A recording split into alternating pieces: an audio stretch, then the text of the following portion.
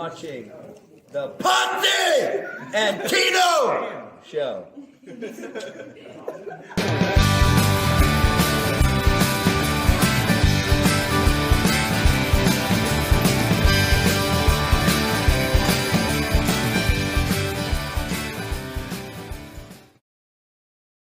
Ladies and gentlemen, boys and girls, children of all ages, the Pots and Pans Network brings to you its tag team champions of the world, the Road Dogg Tino Gray, the badass Rob Potsy Pochak, the Potsy and Tino Show. Our theme song is always brought to you by Adam's House Cats, called The Wrestling Song. It's available on iTunes for 99 cents. Tino, we always start the show off the same way every week.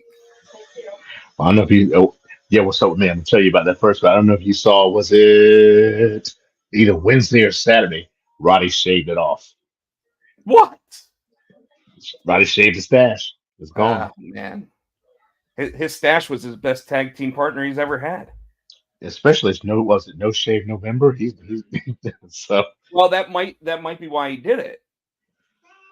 You know, so he grow it back. Yeah, that's what, with No Shave November, that's what you're supposed to do. You're supposed to shave it all off and then grow it back. Yeah, that could be too. So it took me too long. I'm not shaving shit. I thought about it. I was doing the trim on the neck beard, and I was like, oh, should I do it? And then I was like, I don't even want to know what it looks like under there. That's what me neither. It's I'm happy. It's hiding my chin, so I'm happy. Mine doesn't really hide my chins. Like there's still one that sticks out. So see, mine, thank God, does not. So I'm happy. Well, yeah. What's up, Turner? So what's going on with you, Tino? So Blue Moon's kicking back. Not much. So today is the first, official day of the promotion. I was telling you a little bit before we got on there. So and it started off with a bang, but nothing I can't handle. I'm ready for it. I'm excited about it. We're gonna keep going. Got a bunch of meetings with the new promotion. I got a bunch of meetings this week I gotta do. I got a meeting tomorrow. I got 2 on Wednesday, and then Friday we got a big meeting for some donors to come and do. We got to walk the building and do the tour and do the whole dog and pony show. That'd be my first time doing that, so that's going to be cool. I'm excited about that. And then I am off to Hickory Friday. Be gone Friday and Saturday, and then be back Sunday and start it all over again. I'm excited about Thanksgiving. We did decide that we are going to go down to Florida. We're going to spend Thanksgiving with Haley. So she's excited about that. She gets to host Mom, Dad, and Matthew, her baby brother, for Thanksgiving. So that's going to be cool. We're going to drive down there the Tuesday halfway, then get up Wednesday, drive the rest of the way, hang out, and probably drive back either Saturday or Sunday, depending on whether we can sneak in a Disney day. Well, my recommendation to you would be to, I don't know where in Florida she lives. If she lives in the Orlando, then although you were just in Disney, I would try to tell you to go to Universal, so that way you get to. We'd rather have we've been to Universal. It's not Disney. We like not Disney. Not yet, but they are adding Super Mario World. Yeah, it's just it's a whole different feeling, whole different vibe when you're there. You all right? No. What the fuck was that? I just popped my neck, and I just had this shock wave go all the way down into my fingertips from it. Woo! Let's not do that again. Well, you might see me doing it quite a bit because I'm just trying to all right. I'll let you finish your what's up with you. I'm trying to think. That's pretty much this. Like I said, today, like I said, it was the first day of the big boy promotion and dealing with all the stuff, and then ending it with a trip to play music. So, and like I told you, your very first day, you got hit with all of the people and commotion that they cause when they suddenly have a new boss. Yeah. I'm basically learning, especially with the way people work now, that you kind of have to if you're in not a position of power and there's people above you or whatever, you've got to tell them what you're capable of doing and whether or not you want to learn more. A lot of people in certain jobs, they're like, They're like, I'm good doing what I'm doing. You try giving me something else, I don't know if I can do it. Like, and then you look at their workload and you're like, you do like 8 hours worth of work a week in a 40-hour work week. That part. You, That part. you know what I mean? That part. But see, the problem that you run into there is that it's always been a allowed behavior has become acceptable. That part. And it's because and unfortunately it's a lot of times the manager's fault. And it's the manager's fault because one, they start accepting what the behavior is, so they just allow for it, right? And I obviously spent 24 years in management, and technically I'm even a team lead right now, even though I have nobody under me. I'm literally the low guy on the totem pole, but they call me a team lead. But the thing there is that in a lot of cases, especially with like retail, where like at GameStop, when you'd have like 8 employees working for you, you'd see where success would come when the managers were working, but then all of a sudden when it was their assistant or the third key or whatever, like you would notice a substantial drop off in a performance, right? And that's sales performance. But same thing with cleanliness. Like when the boss goes away for a week and all of a sudden they come back, the toilet hasn't been cleaned, the bathroom is dirty. Like everything that could be bad is bad. And the manager gets back and it's like, why did I even go on vacation? Because now it's even worse than it was when I left. You know what I mean? And yet it's because people don't like to delegate responsibility in a lot of cases. So and even after they delegate responsibility, they don't necessarily follow up on the expected behaviors of all of that work, So I I'm not, and like I said, it's my first weekend, and I hope that I don't want to talk about your people specifically. That's why I'm talking about yeah. my old job. And I guess what I'm saying is, I'm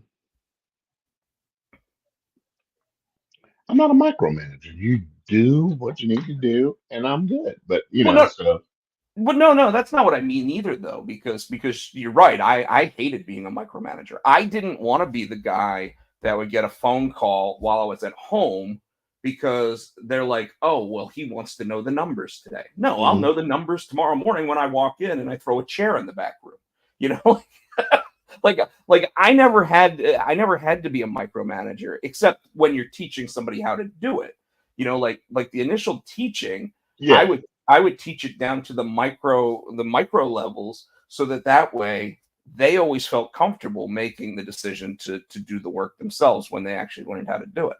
And it really helped out. Like I never really stressed when I worked at GameStop because like my assistant knew what he was doing. My and this was even like when you get a brand new one and you'd have to train them from nothing. I had a very distinct training pattern that I used, and it allowed for success for 15 years. And any job that I've ever had where I've been in leadership or whatever, I try to do the same thing. Like I am a see the picture, do the picture person. So if you need to make hmm a wall look like something, see the picture, do the picture, and you get the picture, right?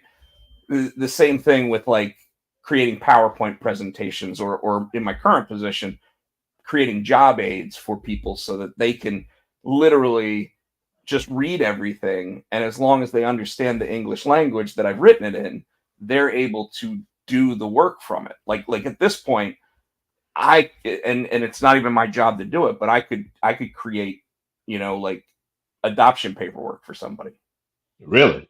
Yeah, because I have to write that job aid. So I have to literally go on there and physically do it on their training site so that way I have the images and everything that I can use to sit there and show other people how to do it, right? My boss is texting. My boss is messaging me. I'm sorry. I mean, you got that big raise. Yes. So However, you need to let them know work-life balance here. See, this no, is it's just no. Well, it is work life balance. I'd emailed her a minute ago. She was just emailing me back that she got it. We'll talk about it tomorrow. That's it. It wasn't so. It wasn't like I need you to do this. You know Yeah. what? That's great. You know, and that's already established that, hey, work when you're at work. Yeah, that's what she's saying. She's like, I just want you to know I got it. We'll talk about it tomorrow. That's pretty, and that's how she is too. She's like, and she's a very big on work life balances. When I'm off, I'm off. But she, like I said, she's just telling me she got it. Yeah. So Tino, what's up with me this week? You'll notice I that I look like I'm in physical pain right now. yes, what'd you do? Well, I didn't do anything. That's the problem. I go to the chiropractor once a week for, because I had at one point had a pinched nerve on the left side. Did I send you the doll, or did you send me that with the dolls getting Yeah, no, it was me out? that sent it to you. Okay, sorry. Go ahead. It just made me think about that. That person doll was like, the looks on their faces were hilarious, and then the Dude, I'll tell you grinding. what, the first time I went to the chiropractor, I had the same look on my face. Like, and guys, what he's talking about is literally like a dog chiropractor in, I think it's Germany, because he's speaking German the Yes, whole speaking German. but like it's amazing to watch because he just sits there and like shakes the head a little bit, and then just and all of a sudden you just see the animal like, and they're going like, oh my god, it feels great. Now I gotta Except for, watch that except for because, the except for the pit bulls that were growling at him, like, don't let his mouth go. well, did you notice that the pit bull that was growling at him in the one video, like after he popped his neck, like that dog stopped growling? And then he had a little bitty one. He's like, I was like, oh my god. So I watched him do a cat, and he's like, and you heard the cat go crack crack crack, and then he's like, oh, not yet, not yet, not yet, crack crack the other one. Oh my god. Because when I go to the chiropractor now I pop my neck all the time. Yes, you do. I pop my neck, I pop my fingers, Hmm. like I'll pop my elbows because like, and it's funny because they always tell me that that my back is really tightened up and all this other stuff, and yet I can sit there and pop my back. Like it's not a big deal for me to do that. Now I started going to the joint in Morrisville because I That's what do. we go to the one here in Apex. I mean that's where me and Cole go. So I was going to the one in Briar Creek, and it was fine, but I went. So I was like, man, I'm paying this what is it, $80 a month for four Hmm. cracks or whatever, and I was like, and I haven't been doing it. So now when I go to trivia on Tuesday nights in Morrisville, there's one right there in the same on the opposite side of the same complex. So I hit that first, then go over to do trivia. Well, they have this dude who's just, I mean, he looks like an Adonis, right? Like he's just got the muscles. He's always wearing the shirt that like the sleeves are just too short Yeah. because of how big his arms are. And the first time I went to him, and it was like, I don't know, 3-4 weeks ago. And I've been going regularly again, because now that I've got a routine for it, I hop in the car, I go down, I'm gonna be there anyway, might as well do it. Well, the first time I go to him, he sits there and he's like actually like putting thumbs in places like in the muscles to see where, like, to see if he can feel where the joints are, and I'm like, oh, all right, well, this feels more like what they're supposed to actually do. The other guy just click click click click and you're done. Right. Like, and I mean, like the one at Briar Creek, it's like 4 minutes and you're out the door. You know, Mm-mm, no. and this guy over in Morrisville, it's like you're sitting there and he obviously asks you like what's going on with it and everything else, like how, are you feeling okay? Does it hurt? Like what, whatever. And but the first thing he did, he's like, all right, lay on your stomach. Okay, so I'm laying there with my face in the thing, and all of a sudden he grabs my ankle and pulls my ankle out, and I'm like, what the fuck, right? Because the other guy didn't ever grab me by the legs and do anything with my legs except okay, turn your leg this way so you can sit there and I can twist your body and get you to pop. This guy literally pops my ankles. Tino, I think I'm Why taller. did he pop? Why did he pop your ankles though? Well, because they're out of place too. And if I had to guess, Wow. obviously I'm not a chiropractor and I'm not a doctor of any sort, but if I had to guess, I bet if your ankles are out of alignment, everything else falls out of alignment. I would think your hips maybe, but your ankles? Well, my hips, So every time I go, my hips are out of alignment, which I think is weird. He's always like, "Yeah, your right hip is a," and I think that's I because, think it's how you sleep too, maybe, or sit. I'm thinking. well, I think it's the wallet. Oh, sitting up, kind of. Yeah, like you always got one hip like in a different position because you always got your wallet in the back pocket. So anyway, so like this guy like I mean it's just a completely different experience at the chiropractor when I go to him. So that's why I've started going to him regularly because like I said, I think I'm taller because he Hmm. stretches your neck, he pops your ankles. Like I mean, you literally feel like you're a transformer, and he's going, okay, let's get you out of car form and into robot form, yeah. And it's like pop. So so anyway, yeah. There's I hate when they do that, like you did with dogs, like you because you're waiting for it. You're like, oh my well, god. they do that with my neck all the time because they always tell me that I'm stiff. So I'm sitting there and they're like, all right, relax, and I'm like, okay, and they're like, no, I said relax, and then they start going, oh god, I gotta watch that. So so when I got back from Alabama, I went to the chiropractor, and like 2 days later, and this is where the whole story comes in, is that all of a sudden the right side. So the left side was the reason why I started going to the chiropractor to begin with. No pain there at all, whatever. But on the right side now, it's the exact same thing. It's a shooting pain up my neck, right? But it's right behind the shoulder blade. So like I have one of those electric units. They're called tens units where you can put like you put the Yeah, I've pad. seen it. Yeah, you've seen me use it, Yeah. and like so I was trying to figure out where to put it on my back. Well, I can't reach the damn spot that I need to put it on my back because it's in a spot where I can't reach, right? So I'm like, Hmm. so I did this thing where I basically tried to do it like I was a fly fisher or something. I'm sitting there like putting it down like this, putting it up against the couch, and just going like that on my Oh god. back, How'd that hoping work? hoping. Well, actually, after a little while, I found a spot that like actually felt like it was doing something. And then right before we got on here, I started icing it because here's where the real problem is coming in, is that I'm getting this pain right here, and it's because it's the nerve that like Right. it's affecting both.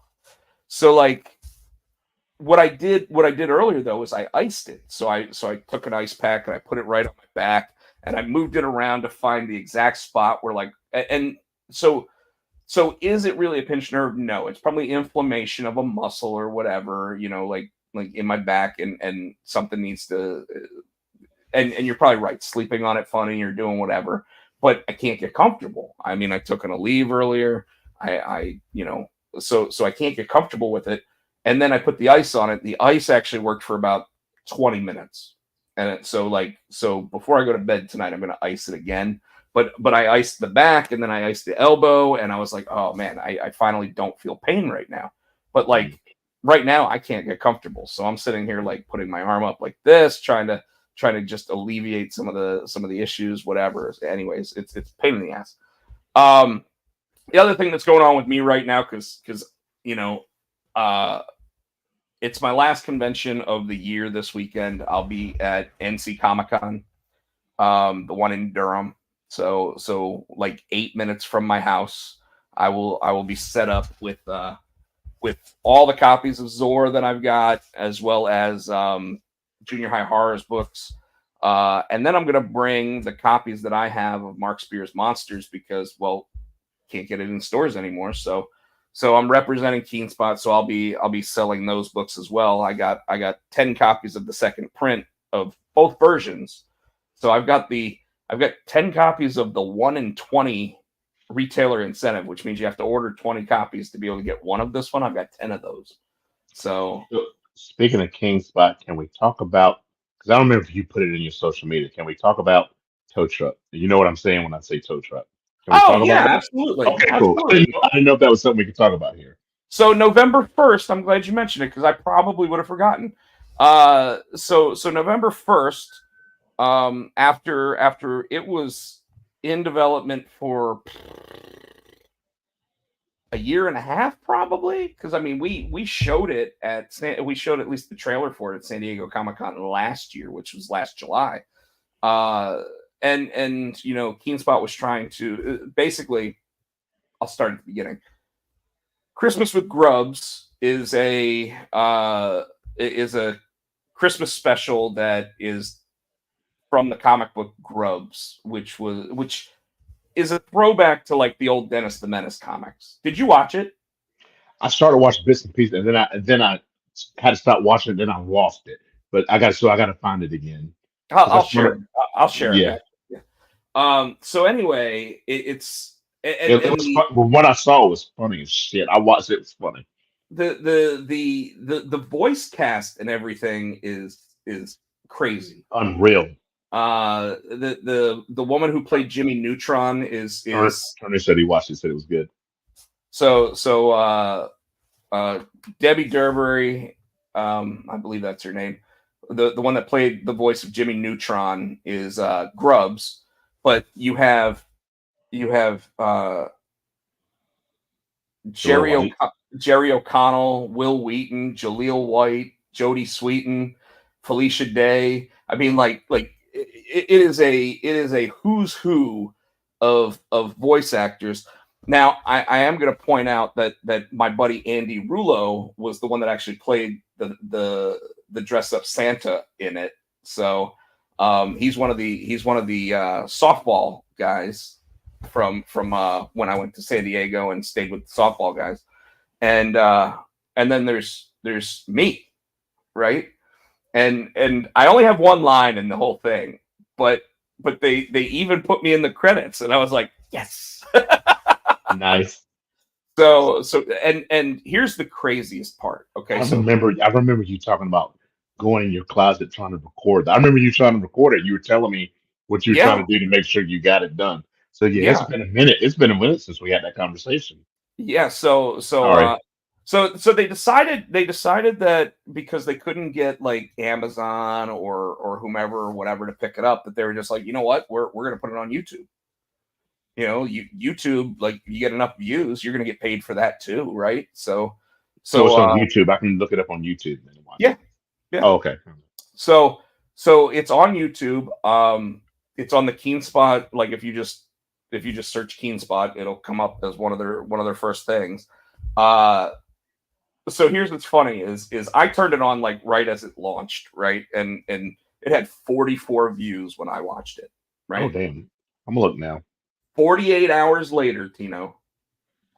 48 hours later, it had 587,000 views. Holy shit. And here's so here's the thing. So you said you couldn't get it like on Amazon or Hulu. If it gets views like that, will that get more views obviously, but will that get Netflix or somebody's attention? You know what I mean?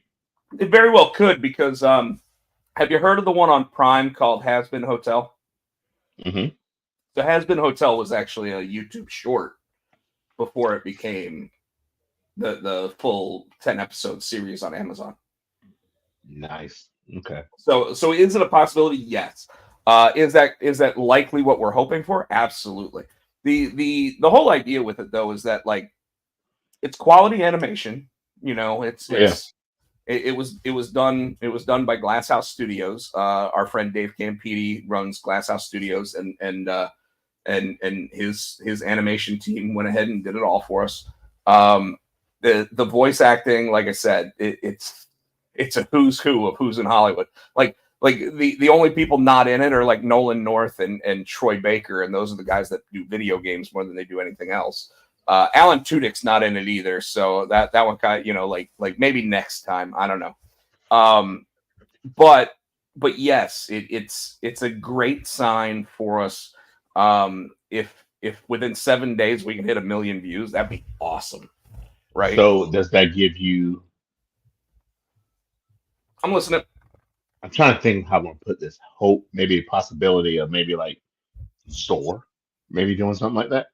Oh, absolutely. The like we already have a pitch deck and everything ready for Zor, and I sent it to at least one. Actually, it's been sent to multiple Hollywood producers. One that I know personally, so I was able to send it off to him. But then Michael also sent it to certain people that he was actually hoping could take a look at it. So I mean, like that's always a possibility. And Michael Adams, the co-creator of Zor, who did Kung Fu Legume, about a bean that learns how to do kung fu. He he uh he has that cartoon in development as well. So like at some point, if people really think that his Kung Fu Legume is funny, they would come asking about like what else do you have anyway, and we'd be like, oh, we have this thing that's ready to be like a like an animated feature called Zor, because Zor is not really set up to be a TV show. I mean, it could, but it's more along the lines of like do a 75-minute movie or whatever. You know what I mean? Got it. And I would love it if it was in old school animation style. I would truly love it if it were in like the Pixar Mhm. or DreamWorks studios like Blue Sky and stuff like that. If it was like them, but like we're gonna see how everything goes. Like right now, Hollywood has been kind of wishy-washy on a bunch of the stuff. I've basically been told the same thing by multiple people that right now it's hard to get animation in through the door if you don't have like if it's not already super super successful. That's why like My Life with Superman is getting a third season. That's why Harley Quinn is getting another season. That's why Kite Man got a cartoon. It's because they already knew that they had a winning formula with those, so they just keep adding, tacking on new season. It's also why like the Batman one that just came out. What was that one called? The Cape Crusader? Yeah, the one we just watched. Yeah. Where the penguin was a lady. That one. Yeah. Yeah, So is that coming back? I think Amazon's got it for another season at least, but even that, like Max dropped it because they weren't sure that it was actually going to do well. So they were like, yeah, we'll try to license it out to someone else so we make money off of it even if it doesn't do well. Which by the way is I thought it was awesome. oh, I enjoyed it. Although Terrence brought up a really good point. Our friend Mr. Helios, he brought up a really good point in it that it was odd to see Batman get beat up by so many women. Like his opinion, not mine, but it was odd that like he seemed to handle all the bad guys easily, but then the women always seemed to get the better of him until he would Well, win in the end. probably because he didn't want to fight a woman. I would. That's the way I would look at it. He's like, I don't want to do this, and finally, he's like, I gotta, defend myself. I mean, that's one way to look at it. So, I don't know. I don't know. Going back to the other thing, NC Comic Con's this weekend, Saturday 10 to 6, Sunday 10 to 5. I will be there. I will not be in the artist room, which I find interesting. So I'm representing Keen Spot. So they gave me a booth in the vendor area. Now, I'm not the only one that's doing that. There are some artists in the same room that I'm in. So that's fine. It's just I started getting a little bit worried that they weren't going to have a table or anything else for me in my 8x10 space that I've got. So I started getting kind of freaked out about it because I was like, I only intended to bring enough stuff to like set up 2 racks, maybe one with Mark Spears monsters, one with my stuff, and then like my little banners behind me or whatever. And now all of a sudden I'm like, well, I probably have to bring more than just the one banner because I've got to cover up the entire back space. So, Mhm. luckily it's not my first rodeo. I've got 4 banners. So, so, Right. I so I've got I got junior high horrors banners and other stuff. So, I mean, like I should be fine there, but I was like, why am I not in the artist room? Like it just seems kind of odd to me. Cause like I'm a guest at the show. But you know, like I told him I'd make it work because, like I mentioned, there were other artists that are going to be in the same area that I'm in. So I was like, it's fine. I just kind of surprised by it, you know, like my buddy Jeremy Whitley, who we go and see wrestling stuff with from time to time. He's going to be there in the artist room. Cliff Blazinski, the guy that created Gears of War, another buddy of mine, is going to be in the artist room, and I'm going to have these prints that, you know, like you can get signed by Cliff, but like I'm not even going to be near him, which kind of shocked me a little bit. Anyways, it is what it is. So finally, a couple things on Died Hard today. Okay. We go to print this week. So like all the files have been sent in for the first issue. All the final edits are done on the script, and hopefully Thursday of this week I'll actually jump on the script for number 2, so that way that's done, because all the artwork for number 2 is complete already. So we're good there. I just need to finish the dialoguing and send it off to the letterer for it. But today, Tino, Jay Hammond, the artist of it, sent me 2 pages of artwork from number 3. Wow. And I don't know if I've ever told you, like I get super giddy, and it makes me even more creative when like I see the artwork as it's happening. Like I'm getting ready to sit there and message Rob Nico from Immortal because it's been a little while since I've seen any pages from him. So I got to get on his behind about that one again, because obviously I want the second issue out in the next couple months. But he sends me this artwork, and I told everybody this is going to be a violent book.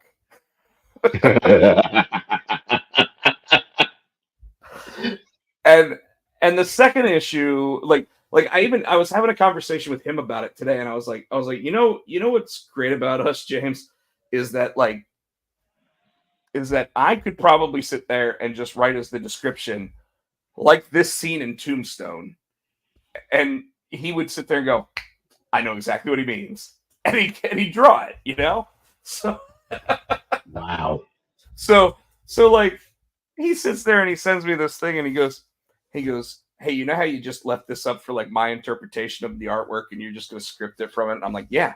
He goes, I totally like stole a scene directly from Rambo. And it's when Rambo's tied up and he's getting beaten by like, you know, by the militaristic group in like Seattle or whatever, wherever the movie takes place. And I was like, he showed me the image from Rambo, and then he showed me the image from the comic, and I'm like, that's so good. And he goes, yeah, I wanted to make everybody realize that like the flashback sequences are all like Rambo type sequences, and then the current stuff is all Die Hard. So it's Sylvester Stallone and it's Bruce Willis. So even the character, the funny thing about it is that like in the flashback sequences, he has like this yellow mullet almost. He's got this yellow puffy hair. And then when you see him like now, he's just got like the little tuft of like white hair because he's a white rabbit, you know?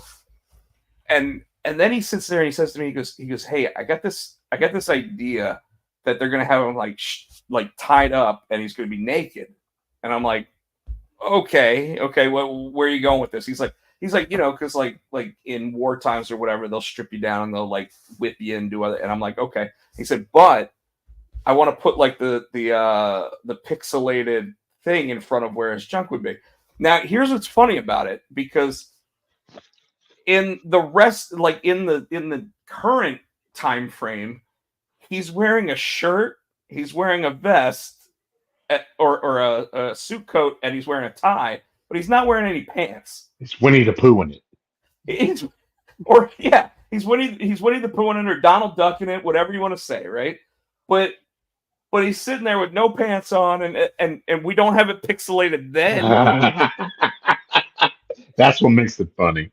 So it makes it funny, but I was like, but you know, there's going to be that asshole customer that picks the book up and goes, well, why wasn't the rest of it pixelated? So I was like, how about we leave that out?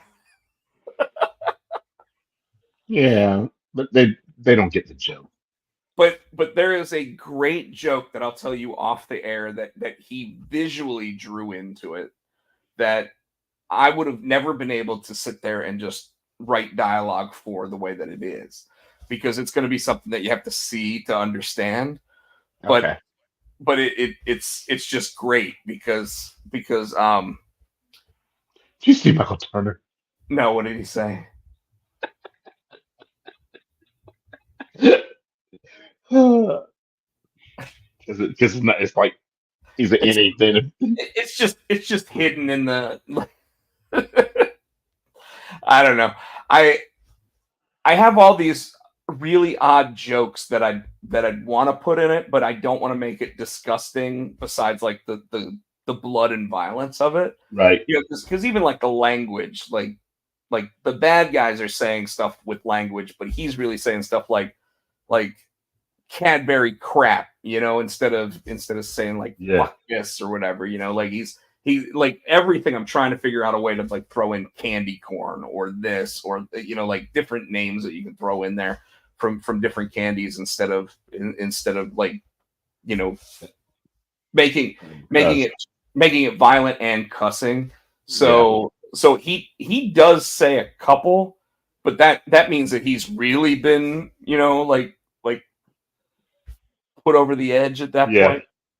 But otherwise, yeah, like he keeps the language to a minimum, especially because he's got a little girl that he's like overseeing during the whole process. So, um, but yeah, like and it's I can't wait for everybody to see it, and it's just gonna be one of those stories where when people read it, they're gonna be like, I can't believe you went there with some of this stuff. And I'm going to be like, well, I'm going to be real with you.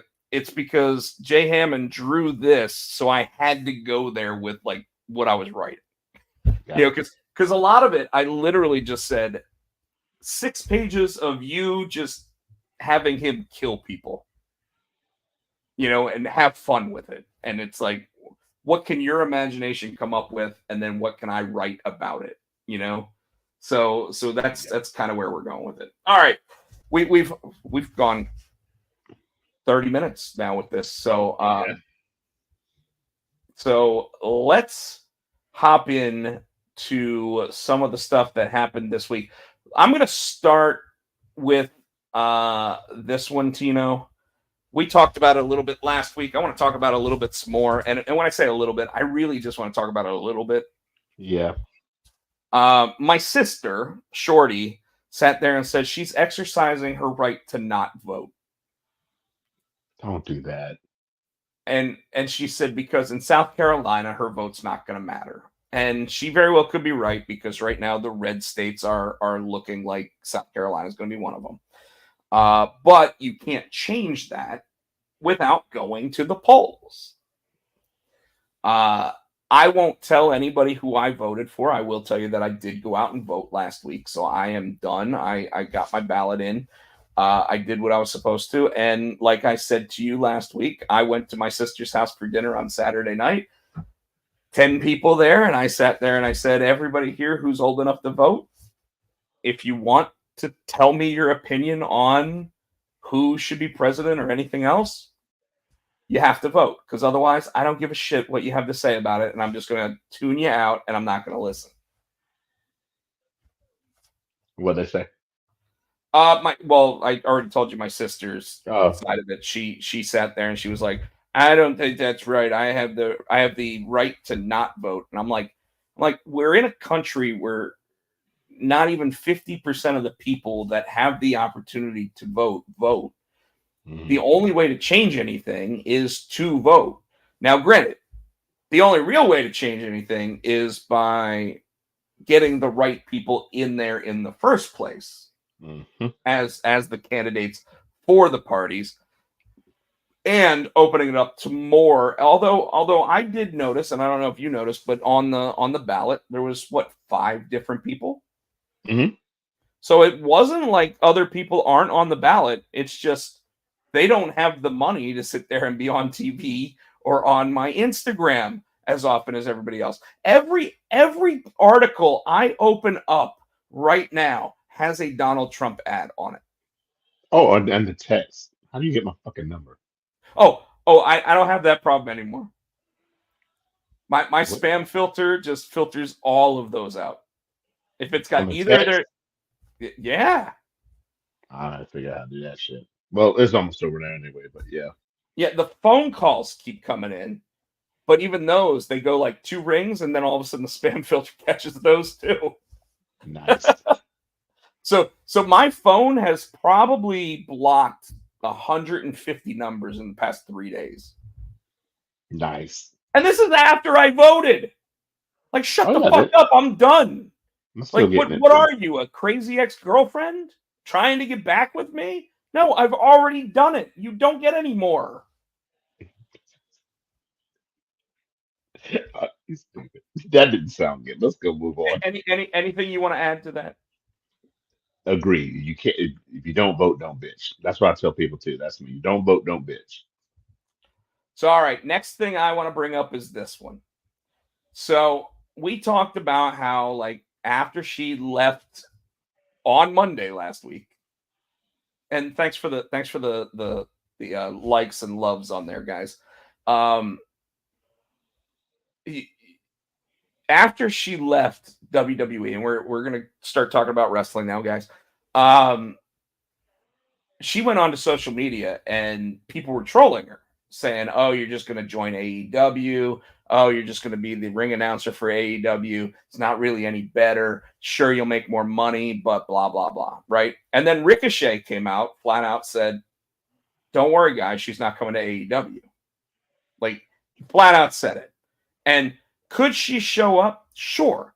But I don't think she's going to show up as a ring announcer because on social media, she sat there and said, "I hate ring announcing." Yeah. And so I want your opinion on that. Like she could have been the next Michael Buffer, who turned 80 this week, by the way. Yeah. She could have been the next Michael Buffer, where she had a career set for life announcing people's names.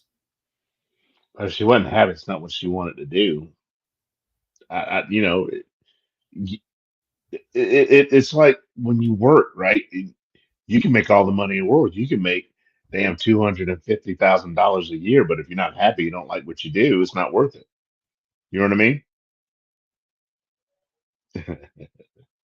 I saw that when they put that over there. What's up, Mr. Helios? We were just talking about you, actually. Not about you not voting, but go out and vote. I agree with you. And her whole statement was, I started doing it because I wanted to get my foot in the door to be Hmm. able to do other stuff later. Want to be a manager, want to do this, and I think she'd be a great wrestling Yes. manager. Yes. You know, she obviously has the chops, right? She can speak on a mic. She doesn't get nervous on the microphone. So while I don't necessarily see her as a ring announcer in AEW, I could see her possibly managing her husband. Yeah. And maybe not even in AEW, maybe it's only when he takes outside bookings. You know, that way she gets a little more comfortable actually being a manager, doing that kind of stuff, whatever. You see Michael Turner? Well, so Michael, this is you're absolutely right. She did say that, and the reason why she said it is because she has been brought into like NFL events and different things and sung the national anthem. Yep. So like Lillian Garcia does, but She's staying at one of the PLEs too here she did, recently. she did. But the and that really shows the extent of her talent. Like, she has the ability to do this. And now, because she was on TV and viral on multiple calls, like the Chelsea Green call and different things like that, that all she has to do is make sure that her TikTok or her Instagram have enough followers, and she's going to get an album from it, even if she has to self-produce it. Hmm. She also did state that she doesn't have to worry about money because her husband's now a millionaire. We all kind of talked about that. We knew that that was the case, and it is what it is. In fact, real quick on the Ricochet thing, Tino, I saw him state, or I saw the little thing for Dynamite this week where it's Takeshita and someone else versus Ricochet and a mystery opponent. And the only reason why I saw this was because Donovan Dijak actually posted, "Hey, I live about 20 minutes away from there. I know I was T-Bar the last time you saw me. Really sorry about the retribution stuff. But if you need a partner, let me know." And I thought it was great. I thought that was great. So yeah. So Samantha. So the reason why I brought this one up though is because Samantha Irvin basically WWE can't control her, can't ask her to take the Twitter post down or anything like that. So they're a little bit worried about it because she was pleasant when she worked there, and now all of a sudden she hasn't been since she left. And granted, it's because people are being assholes to her. Mm-hmm. But the other side of it is that, like, I think I just lost my train of thought. People are being assholes to her, and WWE's worried about. Well, I think the thing that and yes, I remember what I was talking about. I think the thing that, like, she tried to convey that people don't understand is that she said, "I love WWE. I had no problems with with who I worked for or anything. I just didn't like the job I was doing." And Tino, we all know that you will work for people much longer than you will work at a job that you don't like. So this is just a microcosm or a macrocosm of it, maybe, because it's such in a big spotlight, that it's someone who just wasn't happy in their job. Yeah. And yet it wasn't that she hated working for the place. She just hated what she did. So there we go with that. Crown Jewels results. Might as well go through that real quick. Well, first, a couple things that we missed. I'd be remiss if I didn't say, excuse me. I'd be remiss if I didn't say rest in peace to Quincy Jones. I was actually going to say that, but in fact, I was going to cut you off in the middle of you coming up with that because I thought that's what you were going to say. Yeah. No, I agree. Amazing music producer. And TV show stuff. Yes. Let's not forget Fresh Prince of Bel-Air and many other things. After that was a surprise. Well, not even necessarily a surprise hit, but a hit. So that was I saw that earlier today, and it said it was 15 hours ago. So, like, I guess it happened yesterday. I woke up this morning to it, so it may have happened yesterday or last night or something, or really late in the evening. Yeah. And so, rest in peace, Quincy Jones. And we've had some releases. Oh, yep. So there you go. Baron Corbin, Tegan Knox, and Indy Hartwell.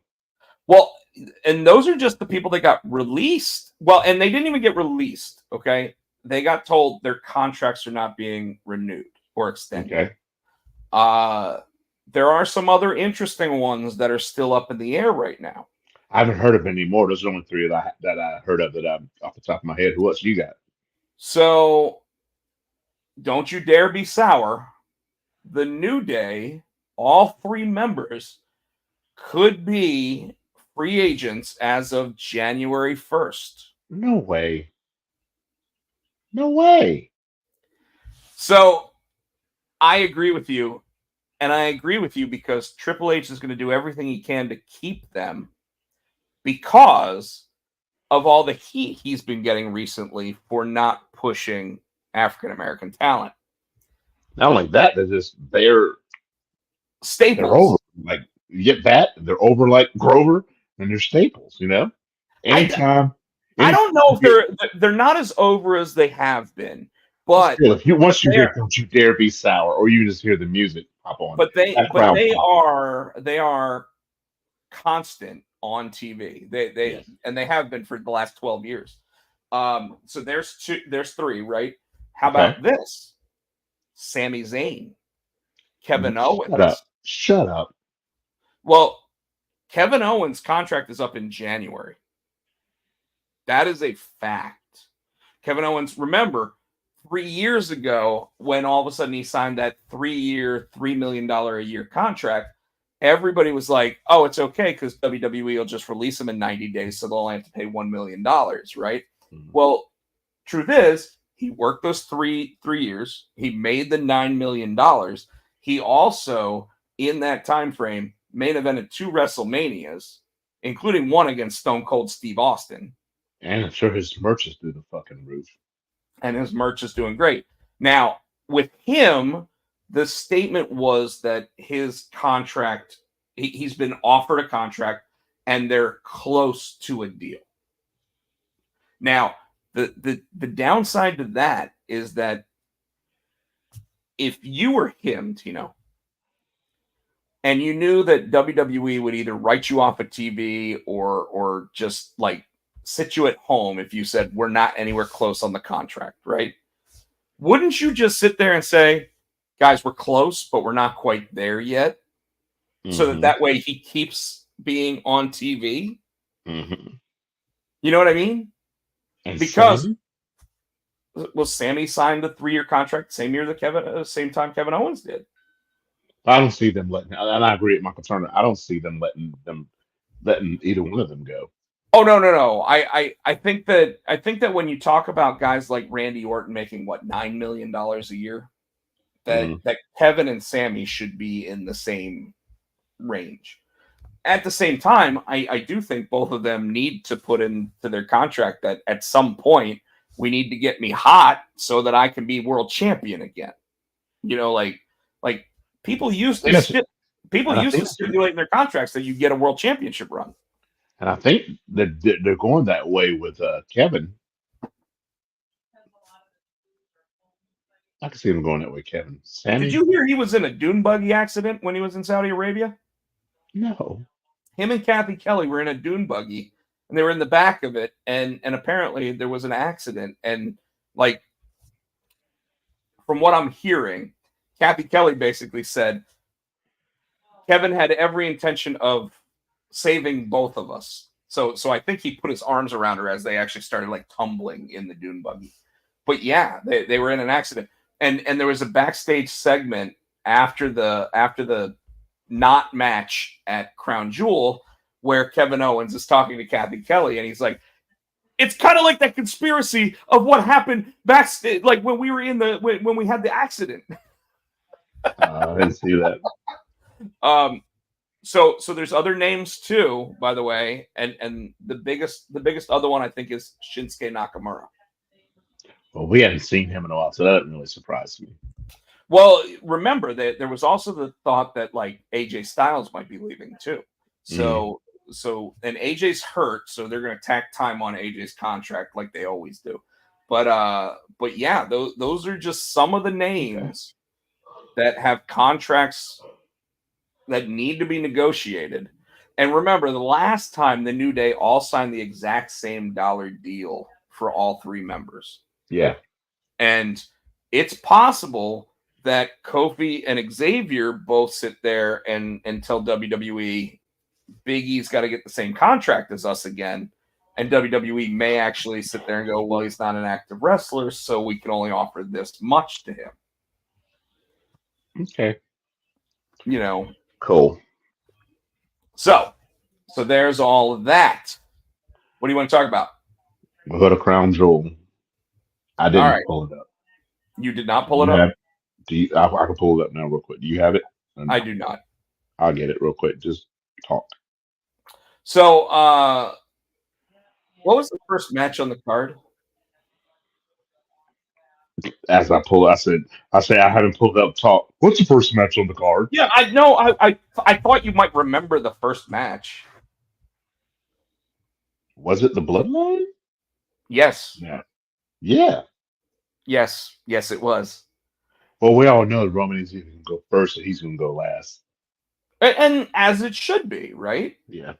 So I appreciated them not having them go on last this time because there wasn't anything. So there was no Rock appearance or anything like that. So obviously, like, sure, I'm totally fine with it. Now, what did you think of Solo Sikoa actually pinning Roman Reigns? I was Pleasantly displeased? yes, but I get why they did it. It wasn't a. I'm not saying Crown Jewel's not one of their bigger PLH like a WrestleMania or a SummerSlam or a. So I think Roman finally pending Solo should be on one of something like that, like a WrestleMania, SummerSlam, King of the Ring, Royal Rumble.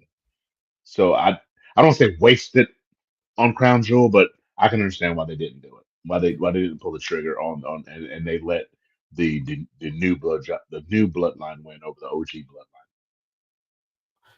I think to extend the story, you kind of had to have the Bloodline 2.0 actually win. Mhm. A video that I saw today that had a nice little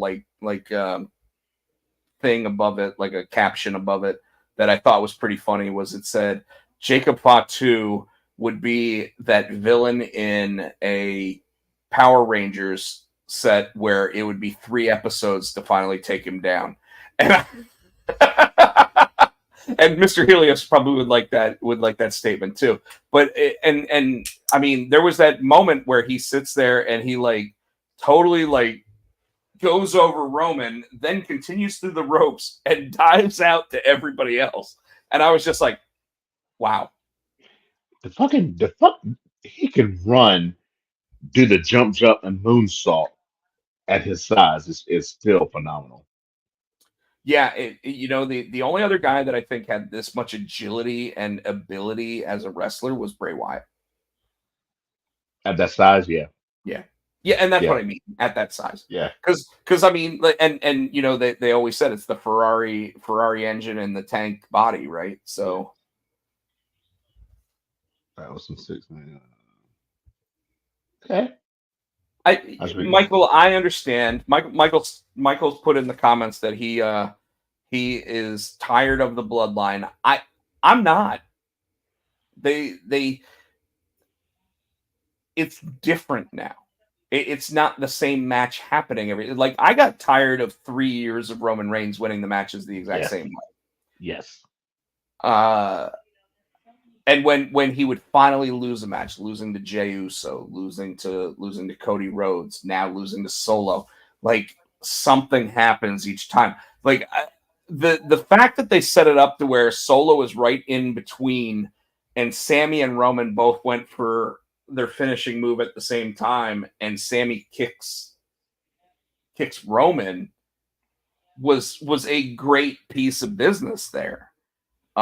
Because now, like you were saying that Sammy should not be included in the Bloodline storyline as they go to War Games and everything else. I still think they should have him, but the question is going to be over the next 4 weeks, how do we actually build Sammy up to be included and get over the fact that he's literally in the same position where Jimmy Uso doesn't like him again now because of things.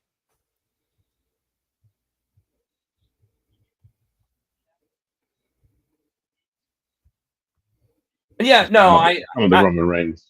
Yeah, I agree with all that, but I mean, obviously we hadn't seen Roman in a while. Now Roman's actually been a pretty staple point of most of the SmackDown since his return, which we were not anticipating. Now, granted, I think he will go back to maybe 2 a month when they're not taping some of them. When do we get the wise men back? That's going to be interesting. Around the War Games? I think he'll walk out at War Games. Because I have really enjoyed Jimmy sitting there being like, well, I'm not, I'm trying to be the wise man. And he's like, well, you're not. Like when he got right up in his face. Yeah.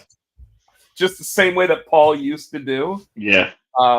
So I mean, that's where I am on that. Tino, what was the next match? Um, the women's tag four way, Thoughts? and we both. I thought it'd be if any title would have changed hands, I thought it would be this one, and I still thought it should have been Lash and Jakar Jackson, It's an and I think interesting take on it. Do they still have women's tag belts in NXT now? now remember they could- when Isla Oh, Dawn that's right. they That's won they fought for the women's and they combined them, so it's just one, and they can defend them in any show. I mean, the fact that they're just getting on TV on the main roster shows is probably big for them because they're Yeah, both still really green. Like there were a couple spots in that match that I thought that like they should have been cleaner than they were. I think that it was. I think even. I have the same problem with Jade, by the way. But that's the thing. I don't think it was them. I think it's just a miscue. I think I saw some of the spots with damage control. I think it might have been a language barrier, and then some of the spots. So I think I don't think it was Lash and Jakar. I just think some of it was mistimed. I don't think it has anything to do with them being green. I think just some of the spots were mistimed. Well, I agree. But like when you're doing them in those outside stadium situations, there's always the Hmm. possibility that and most of them always seem to happen on like the ring ropes, right? Yes. And they always seem to slip off the ring, and there Yes. was multiple slip offs, and yet when you see it in WWE, like when you see it in AEW, it's normally like someone falls and they like in WWE they like slip down one rope and they're able to catch themselves, pick themselves up, and then still try to do something. Unless you're Nia Jax doing a Hurricane Rana, but Mm. but again, I think that Jackson and Lash Legend are a little bit early to be the women's tag team champions, especially since right now you get to have Bianca and Jade on both shows. Yeah. So next up, Seth and Bronson. what the fuck were they thinking? Like, how did this match help anybody? It's gonna hurt Seth for real again. It- There was no need. I get what they were trying to do, and while they're both not green, shit still could have happened. That could have really fucked them up. well, sure, but I mean, like Bronson Reed needed the win. Like, you can't keep promoting him as a monster if he loses to a guy half his size. And and it But you wasn't get in the and, I get what you're saying, but it's that 50-50 booking. He took Seth out with over six of those splashes he does. yeah, but Steph had to get his vindication. And again, it's a Saudi PLE. If you and I see what I agree with you, but let him get it on a main bigger pay-per-view. I mean, Let Steph get his little comeback on this PLE, blah blah blah, and for a main one like a Survivor Series or something, then you can get Bronson. I mean, if you want to do it where it's something where Bronson Reed sits there and hits him with 4 tsunamis and somehow Seth Rollins rolls him up for a win, I'm okay with that.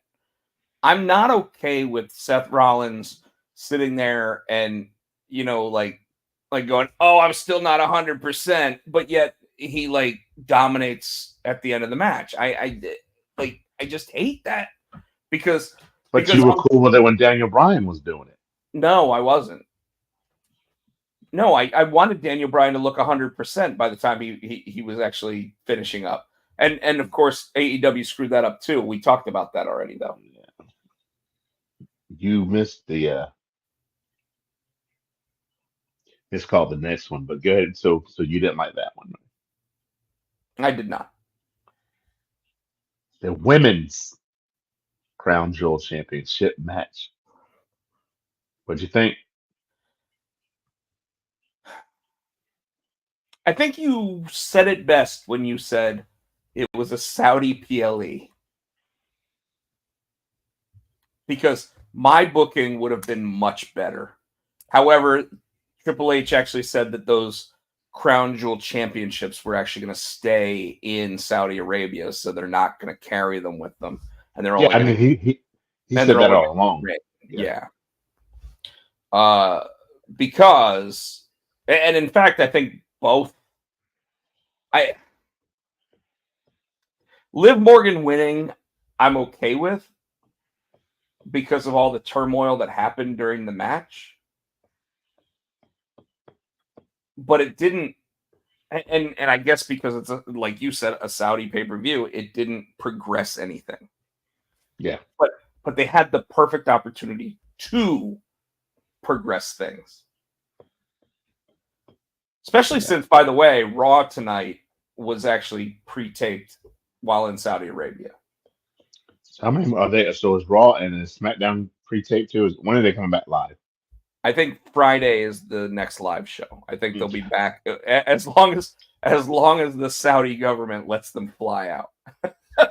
Got it. Kevin Orton, Randy Owens. Backwards, Kevin Owens, Randy Orton.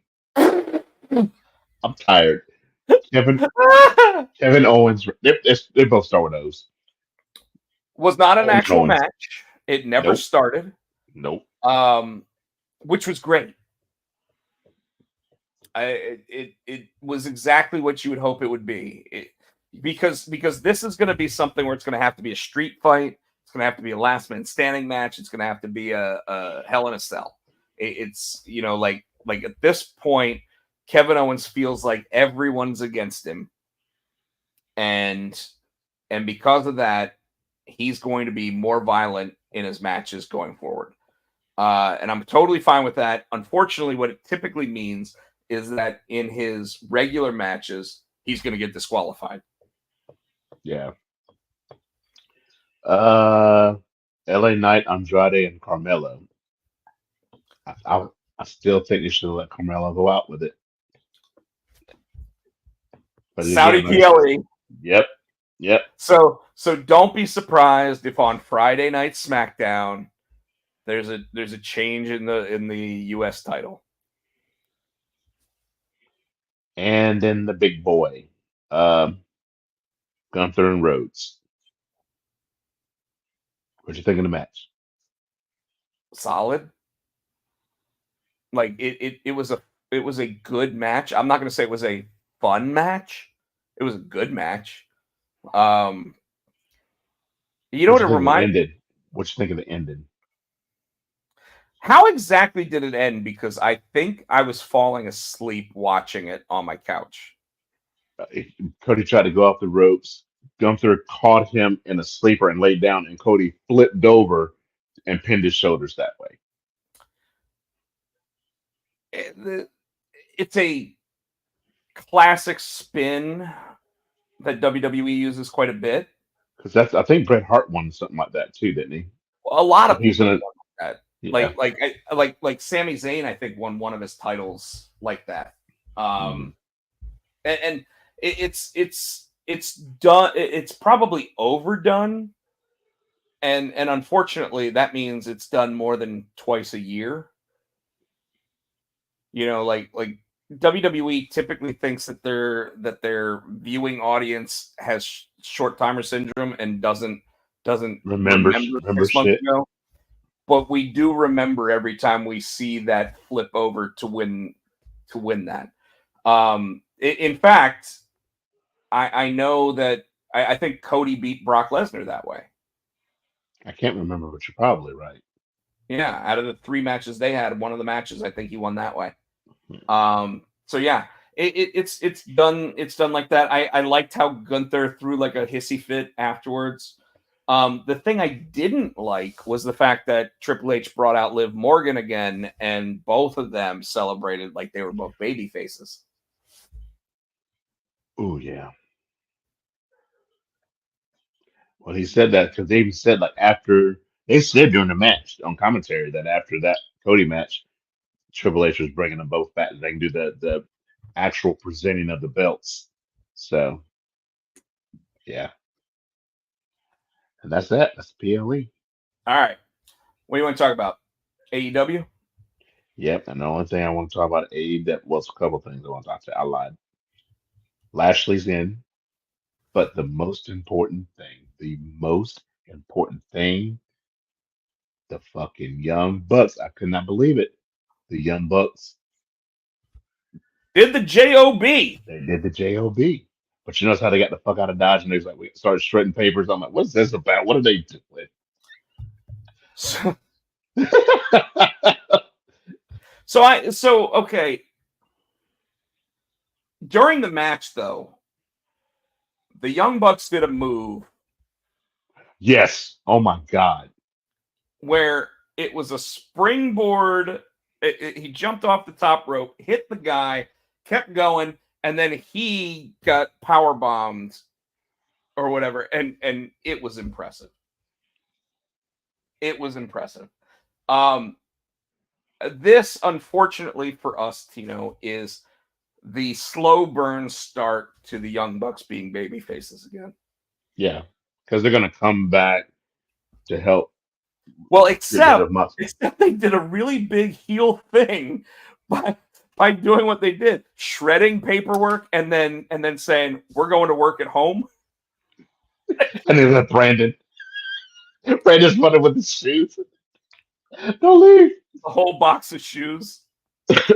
So a couple issues here. Like I said, Young Bucks are going to have the slow burn turn to babyface. The BCC still doing what they've been doing, and I didn't really like the whole like we're gonna pretend we're gonna beat up Wheeler Yuta just to have everybody come down, and then Wheeler Yuta is actually gonna start beating up the same guys. What do you think of Cassidy's promo? It was fine. He's the best way to describe it, and to not try to sound like a hater is that his promo skills are mid. As a performer, he is a sports entertainer and he is at the top of the class. But his promo skills are still mid. And was this a better promo from him? Sure, absolutely. But he then ended it with his, and I still don't have a catchphrase. Okay, so your catchphrase is, I don't have a catchphrase, is what you're trying to tell me. Because that's your moment to sit there and nail it, and that's what you give me. Now, the Orange Cassidy versus John Moxley, he's being fed to Moxley. Like, Moxley's going to win because you don't start this kind of storyline and not have Moxley go 6 months without the title. You've got to sit there and actually like build to when someone's finally going to beat him. So who comes? I think it's going to be Omega because when Moxley first came in, wasn't it Omega? He jumped and power dropped him on the chips. Isn't that who he jumped when he first came in? That was Kenny Omega. That's what I'm saying. So Omega's going to be the one. Which, by the way, I want to talk about a little bit. And I didn't put a New Japan Pro Wrestling thing on here, but Kenny Omega showed up in New Japan Pro Wrestling saying he's going to wrestle in January when we haven't seen him in AEW, where he's being paid to be an EVP for a year. I think because AEW does have an agreement with New Japan. B, he hadn't wrestled in a year. I think he needs to knock the ring rust off. And so I would rather him go there than to come back to AEW first. Well, except here's the thing. You're doing it where he's going to show up at like New Japan's biggest show of the year. Oh, I didn't know that. Okay, well, yes. And he's gonna wrestle at that show. And what if he hurts himself? I didn't know it was You didn't get anything from him for over a year, and then if something were to happen and he gets hurt, you're not going to get anything from him again. Like, how are they not putting him on TV and putting him in an angle unless he's supposed to be the one that they're going to want to build up to take on Jon Moxley at some point? But even if they do that, like, we all see what's going on in the wrestling world outside of AEW. We all know when someone wrestles in New Japan. Mm-hmm. Hell, Jon Moxley was the New Japan World Champion in AEW, and he was getting the main event slot over the AEW champion Swerve Strickland. Mm-hmm. So I have issues with all that. Anyways,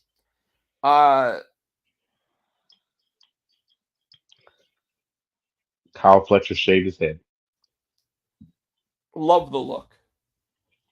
You know, the only thing that would have made the look better is if he actually put like a lipstick mark on his forehead, like Don Callis has. So he literally could be a Don Callis disciple. Kyle Fletcher is a very underrated wrestler, and making sure that he cut his hair so he doesn't look like Will Ospreay is going to get him out of that shadow. And I like the move. I really do.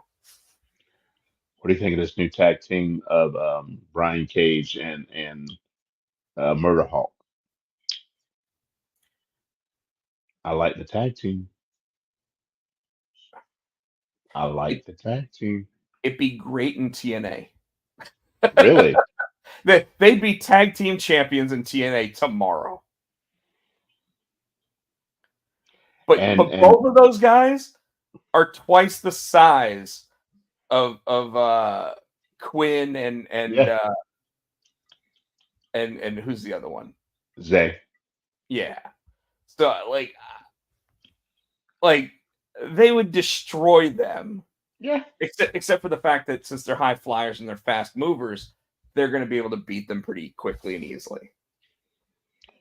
And I'm trying to figure out, and I know what they're trying to do. They're House of Black is going face.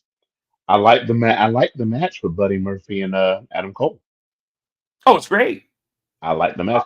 But now I was unfortunately really worried that Adam Cole really hurt his ankle again. I knew that was a word. So initially the way that like he was looking really frustrated, mm-hmm. I was not sold on it. But yes, obviously by the end it was a sell job, and we like but that shows credit to Adam Cole's ability to make people believe in what he's actually trying to sell. So his selling was wonderful. So it's a tilt because Malachi and Buddy Murphy shook his hand at the end, and the lights went out, and then it was Malachi, and I'm like, I thought they were going for a face turn, and they might because they didn't attack him. They let him go out, and Buddy kept clapping. So I think House of Black is going after the patriarchy. I think that's what they're pushing for. Maybe, but I mean, ultimately, like Adam Cole apparently has to win 3 matches before MJF will actually face him. And so does No Mustache now. Roderick. Oh yeah. So, because whoever gets 3 wins first ends up getting MJF. So does that cause them to turn on each other? No, it's going to be a 3-way dance. Okay. At least my opinion there. So, anything else from AEW? I heard Collision was really good this week. I did not watch it. Well, yeah, I'm tired. I remember it was the match that does stand out to me is it's a couple matches. It was heard Moxley actually made an appearance. Yeah, it was the Brick House and Chris Statlander. Good match. It was but the one that was Mariah May and Anna Jay. That match was better than I thought it was going to be. Yeah, but did anybody really think that Anna Jay had a chance of winning? No, but she came close. And I think they did that. I think that's one of those, you know how sometimes they'll do matches like that to test to see how a crowd would react. So I think if she would have won that match, I think that Anna Jay could carry that belt. Not now, but if she ever did in the future, I think they were testing because there was a lot of real close where you thought, oh shit, Anna Jay's got her kind of thing, and the crowd was eating it up. So So I kind of agree with that. At the same time, though, when I see matches like that, I immediately think WWE main event. Way like back when we were, and not Saturday night's main event, but like WWE Saturday morning, whatever it used to be called. You know what I mean? mhm, Where mhm. like the main event match would be something where it was two known names, but like the one you definitely knew was still going to win. And very rarely superstars, WWE superstars. Yeah, And very rarely would you get a moment where it was like, oh, suddenly Randy Savage is getting bit by a snake. You know, like yeah. Another entertaining match. It was a good match. It was entertaining too because of who was in it. Thunder Rosa and what's oh yeah, Harley. dude. When I tell you that match, because it was Harley. It was Harley's like, and she had her down. She goes, "I'm the middle," and she turned, "I'm the middle," and she turned around to say it again. And Thunder Rosa knocked the shit out of her. It's spots like that, It wasn't, but it was a good wrestling match, but it had the humor spots too. Well, That's what I and I like. think that's one of the things that Thunder Rosa really helps out with Hmm. is she's worked so many indie shows where and you and I have been to like an NXT show where it's like after the biggest pay-per-view that they do or whatever, and it's literally like a blow-off night where nobody wants to sit there and really put in like super efforts or whatever. So they appeal to the crowd instead, and they're doing that like when we saw, and you might not have been here for this one, but when we saw Finn Balor and Shinsuke Nakamura take on Samoa Joe and Baron Corbin, and like Finn Balor and Shinsuke Nakamura are doing like the Ric Flair 4 as they strut and everything else Hmm.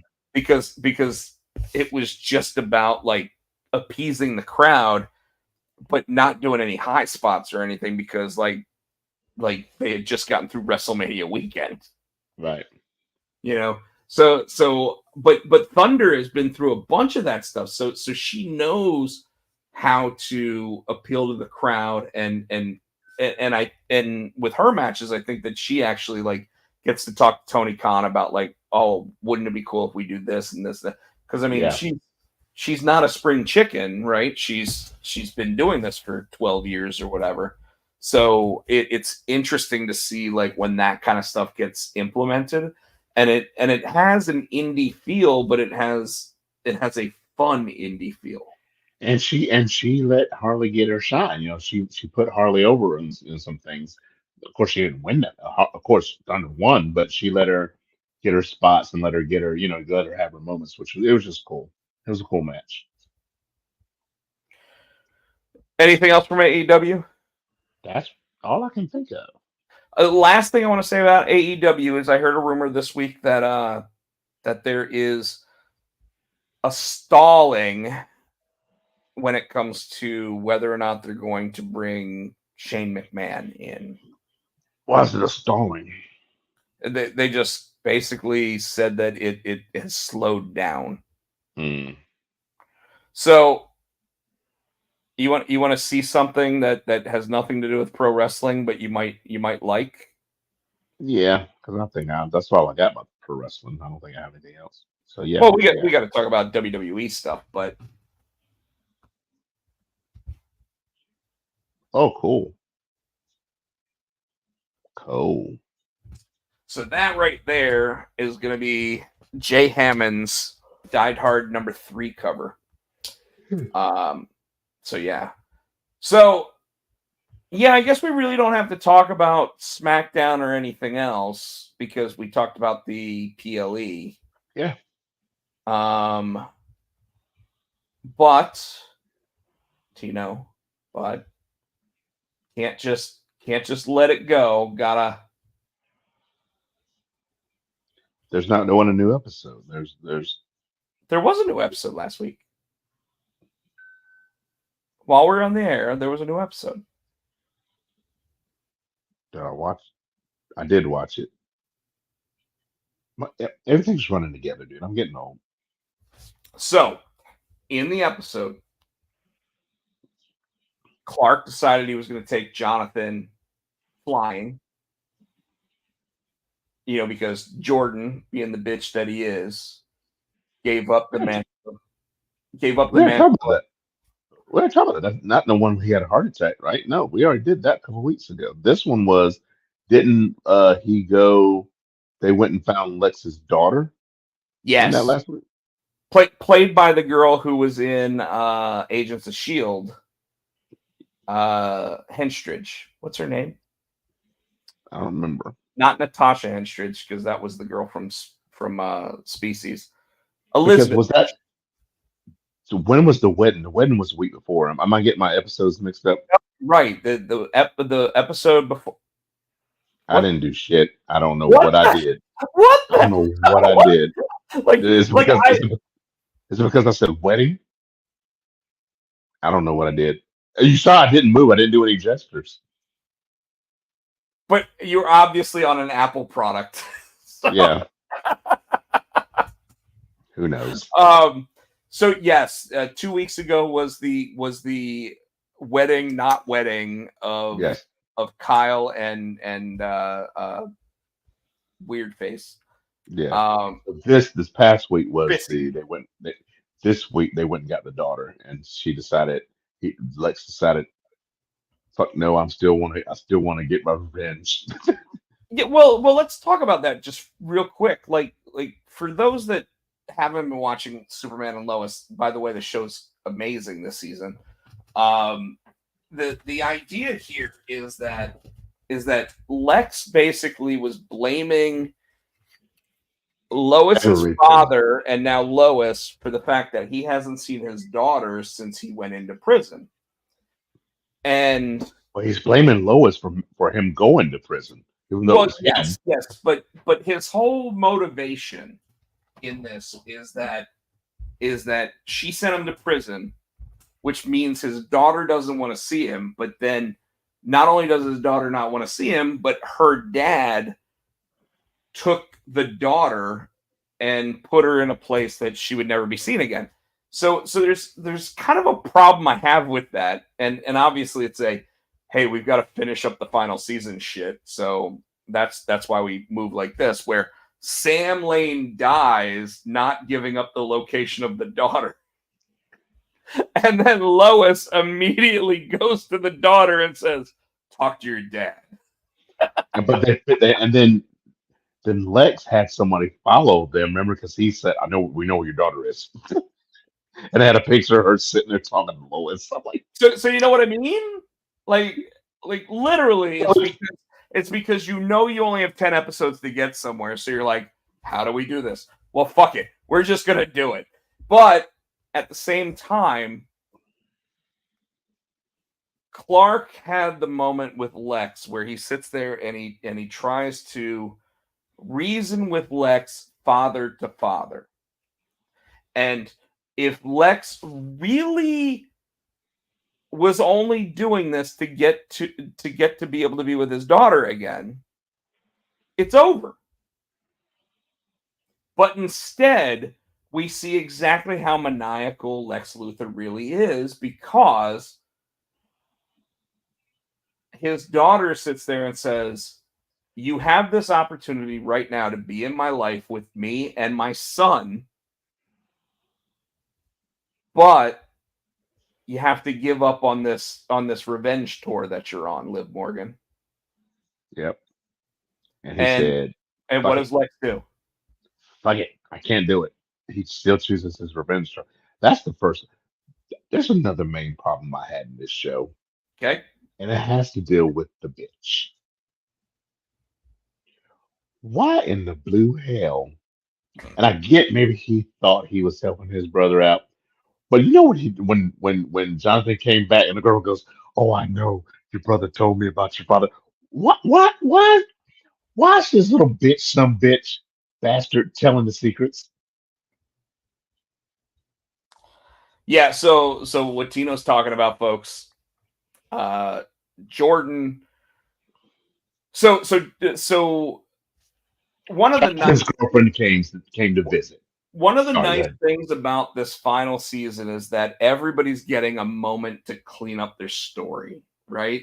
So like they had Kyle and Chrissy, they had and I think John Henry and his daughter are gonna have another moment by the end of the Yes, season. But like Jonathan had this girlfriend that was in Metropolis who apparently moved to like Nebraska or some shit. I don't like, go to college or something. yeah, and so she No, no, comes no, no, in. no, no, no, no, no, no, no. That's the chick. Remember, she was selling the drugs, and her dad was beating the shit Oh out of yeah, her. yeah. That's Well, it her. was his girlfriend by that point. Yeah, It was, yeah. So you're right. It wasn't the one that he had while he was in Metropolis. no, It was Candace. It was the one that he yeah, was he was seeing when he started taking the drugs hmm, before he ever touched the spaceship. yeah. So she And remember she went off to college. so she went off to college, but she also went to go live with her aunt because her dad was abusive. Yes, yes. So she goes on and she comes into town, and of course Jonathan's like, I gotta go. And she's like, if you don't want to be with me, just tell me you don't want to be with me, like every 17-year-old girl does. But then he's like, no, it's not that. It's not you, it's me. I gotta go. Because And he Lois is like, making him fly every time she comes. Lois like, I need you again. I'm like, damn it, Lois, quit top blocking the sun. yeah, yeah, she getting her own private jet service. He's flying And her then, ass to and then Paris. of course, bitch ass Jordan sitting there going, "Don't worry, John, I got this, I got this." And it's like really, like you know what he's doing? He's sitting there going, "Hey, girl," and put That's my no, arm that's around. not what he was doing. No, you're right. You're right. Instead of putting his arm around her and saying that kind of thing, like most people would do when they're like, "Hey, I got you. Don't worry." Back in high school, he goes, "My brother's Superboy." But we never heard him say it, so we don't know if that's actually what he said. But she alluded to it, like I know about you and your father and your dad. Da, da, da. He told me the secret. I'm like, I know this little bitch ain't telling. I know, right? So anyway, I hope, I folks, hope, I hope Clark damn super bitch slaps his ass. Stop telling me that music. I there's what, 4 episodes left now, and then so the one thing that I did not like about the episode, by the way, was the fact that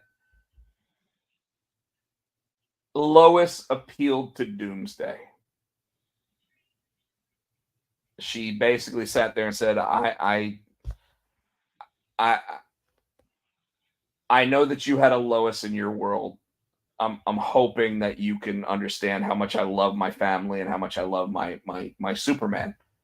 And he just goes and flies off, which now has Lex Luthor thinking he doesn't have Doomsday anymore. So I know that from the commercials I've seen Lex Luthor in the John Henry Irons armor. But what the fuck, man?